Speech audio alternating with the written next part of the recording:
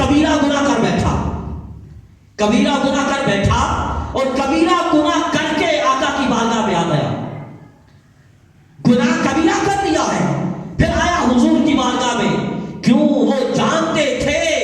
کہ یہاں سے نہ نہیں ہے، جھڑکیں گے نہیں خیرات ادا کریں گے، جھڑکیں گے نہیں خیرات مل جائے گی، وہ جانتے تھے کبیرہ گناہ کر بیٹھا ہے، آقا کی بارگاہ میں حاضر ہوا، یا رسول اللہ مجھے پاک کر دے، تو پھر نہیں آقا مجھے پاک فرما دے۔ حضور نے فرمایا جاؤ اللہ سے توبہ کرو، اللہ سے معافی مانگو، توبہ کرو، کیونکہ توبہ سے کبیرہ گناہ معاف ہو جاتے ہیں نا، توبہ سے کبیرہ گناہ معاف ہو جاتے ہیں۔ فرمایا جاؤ اللہ سے معافی مانگو، توبہ کرو۔ وہ واپس چلا، چند قدم چلا، پھر واپس آ گیا، پھر عرض کیا توقیر نے یا رسول اللہ مجھے معاف کر دے، یعنی گناہ کبیرہ کر چکا تھا، شادی شدہ بھی تھا، اور پھر اس کی وہ جو سزا تھی وہ بھی جانتا تھا کہ اس کی سزا کیا ہے، سبزار کرنا ہے، پتھر مار مار کے رجم کر دینا ہے، اس بندے کو دنیا سے اپنا بھیج دینا ہے، اس کی سزا یہ ہے، سزا بھی جانتا تھا، مگر وہ جو سزا تھی وہ بھی دست مصطفیٰ سے لینا چاہتا تھا، وہ طہارت بھی آقا کی بارگاہ سے حاصل کرنا چاہتا تھا، اور پھر اس سے ہٹ کے ایک بات، وہ جو اپنا بشری تقاضا تھا، بشری تقاضے کے تحت وہ گناہ کر بیٹھا، گناہ ہو گیا، ضبط نہ کر سکا اپنے آپ پہ،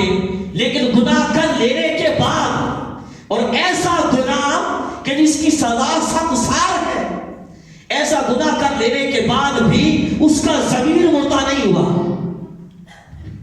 اتنا بڑا گناہ ہو گیا مگر ضمیر مردہ نہیں ہوا، تو یہ میرے آقا کی بارگاہ کی تربیت کا حال تھا، یہ تاجدار کائنات کی بارگاہ کی تربیت کی کا یہ نتیجہ تھا کہ اتنا بڑا گناہ ہو گیا مگر ضمیر مردہ نہیں ہوا، جانتے تھے کہ وہ جو آخرت کا عذاب ہے وہ زیادہ سخت ہے، اس سے پہلے اپنے گناہ کی سزا دے دینی چاہیے۔ حضور نے اسے پھر فرمایا جا توبہ کر اللہ سے معافی مانگ، پھر چلا، چوتھی یا 5ویں مرتبہ، 6ٹھی مرتبہ جب ہٹ کے آیا، پھر عرض کہ یا رسول اللہ مجھے پاک کر دے، تو پھر آقا نے فرمایا فیما اطہرک، حالانکہ آقا جانتے تھے، تاجدار کائنات جانتے تھے، مگر یہ رحمت مصطفیٰ کا حال ہے، جانتے تھے کہ کیا کر کے آیا ہے، کیا کیا اس نے، مگر اس کے باوجود پوچھا کہ کس چیز میں تجھے اپنا پاک کر دوں، کیا غلطی کر بیٹھا ہے تو، کس گناہ سے تجھے پاک کر دوں، تو اپنا گناہ کا اعتراف کیا، عرض کہ یا رسول اللہ یہ غلطی ہو گئی ہے، جب اس نے یہ عرض کیا تو رحمت مصطفیٰ کا حال دیکھیے، حالانکہ خود اعتراف کر چکا ہے، 4-5 مرتبہ آقا پھیر چکے ہیں، پھر واپس آتا ہے 6ٹھی مرتبہ، 7ویں مرتبہ واپس آیا، جب اس نے اعتراف کیا، اپنے گناہ کا بتایا، تو پھر آقا نے فرمایا ابھی ہی جنون، کہیں یہ پاگل تو نہیں ہے، پاگل تو نہیں ہے کہ ایسی باتیں کر رہا، اس کا ذہنی توازن تو خراب نہیں، یہ ڈپریشن کا شکار تو نہیں ہے۔ اور ایک حدیث میں آتا ہے میرے آقا نے ان کے گھر، ان کے قبیلے میں بھیجا لوگوں کو کہ جاؤ ان سے خاندان والوں سے پوچھ کے آؤ کہ کہیں یہ بندہ جنون کا مرض تو اس کو نہیں ہے، یہ مریض تو نہیں ہے، بیمار تو نہیں ہے، وہ پاگل تو نہیں ہے، کیسی باتیں کرتا ہے۔ وہ گئے، انہوں نے جا کے تحقیق کی، پوچھا، اور واپس آئے، اس کے یا رسول اللہ نہیں ہم تحقیق کر رہے ہیں کہ اس کو جنون کا مرض نہیں ہے، یہ پاگل نہیں ہے۔ تو پھر کیا فرمایا، رحمت مصطفیٰ کی طرف اشارہ کرنا چاہتا ہوں، پھر اس کے بعد پھر فرمایا اشرب الخمر خبرہ، کیا اس نے شراب تو نہیں پی کہ ایسی بہکی بہکی باتیں کر رہا ہے، شراب پی ہو، شراب کا نشہ ہو گیا، اس کا وہ ہوش و حواس ہے وہ اپنی جگہ پہ نہیں ہے، اس وجہ سے بہکی بہکی باتیں کر رہا ہے کہ میں نے ایسا گناہ کر دیا، ایسا گناہ مجھ سے سرزد ہو گیا، کیا اس نے شراب تو نہیں پی؟ تو شخص اٹھا، اس نے اس کے منہ کو سونگا، اس کے یا رسول اللہ نہیں میں نے سونگ لیا ہے کہ اس نے شراب نہیں پی۔ اتنے سٹیپس کے بعد اس پہ حد جاری کی گئی، حالانکہ اعتراف کر رہا تھا خود،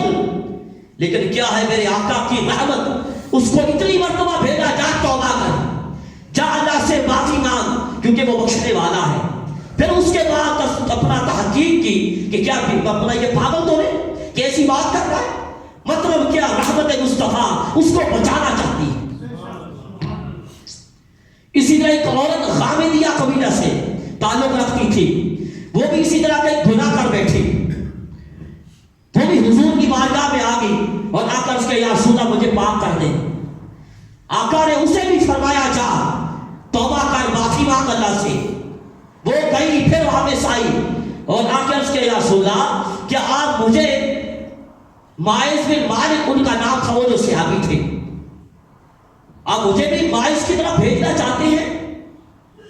عرض کیا یہ دیکھیں میرے پیٹ میں بچہ ہے. یعنی وہ جو غلطی کر بیٹھی تھی اس کا نتیجہ تھا پیٹ میں، میرے پیٹ میں بچہ ہے. تو میرے آقا نے فرمایا اچھا، فرمایا جاؤ پہلے یہ بچہ جا کے جن، یہ بچہ پیدا کر کے آ، جب بچہ پیدا ہو جائے تو پھر آنا. یعنی یہ رحمت مصطفیٰ کا حال ہے کہ وہ جو ناجائز بچہ تھا اس کی زندگی کا بھی خیال رکھا، اس بچے کی زندگی کا بھی خیال رکھا. میرے آقا نے فرمایا جب بچہ پیدا ہو جائے تو پھر آنا. وہ گئی، بچہ پیدا ہو گیا، کپڑے میں لپیٹ کے اٹھا کے لے آئی. پھر یا رسول اللہ یہ بچہ پیدا ہو گیا ہے. میرے آقا نے فرمایا نہیں، ابھی نہیں، ابھی یہ بچہ تیرے دودھ کا محتاج ہے، جا اس کو دودھ پلا. جب یہ روٹی کھانے لگ جائے، تیرے دودھ کا محتاج نہ رہے، جب تیرے دودھ کی اس کی ضرورت نہ رہے تو پھر آنا. یہ رحمت مصطفیٰ کا حال ہے. ابھی اس کو تیرے دودھ کی ضرورت ہے، اگر تم اس دنیا سے چلی گئی تو دودھ کون پلائے گا؟ اس لیے جا اس کو دودھ پلا. 2 سال مدت ہوتی ہے دودھ پلانے کی، جا اس کو دودھ پلا پھر آنا. وہ گئی، دودھ پلایا. جب وہ بچہ روٹی کھانے لگ گیا تو پھر لے آئی ساتھ، اور اس کے ہاتھ میں روٹی کا ٹکڑا تھا، بچے کے ہاتھ میں روٹی کا ٹکڑا تھا. وہ بطور ثبوت لائی تھی، یا رسول اللہ اب یہ روٹی کھاتا ہے، اب اس کو میرے دودھ کی حاجت نہیں ہے، ضرورت نہیں ہے، یہ میرے دودھ سے بے نیاز ہو گیا ہے، اب یہ روٹی کھانے لگ گیا ہے. تو پھر میرے آقا نے اس بچے کو ایک غلام کے حوالے کیا، یعنی ایک غلام کی پرورش میں دیا اسے، اور پھر اس عورت پہ حد جاری فرمائی.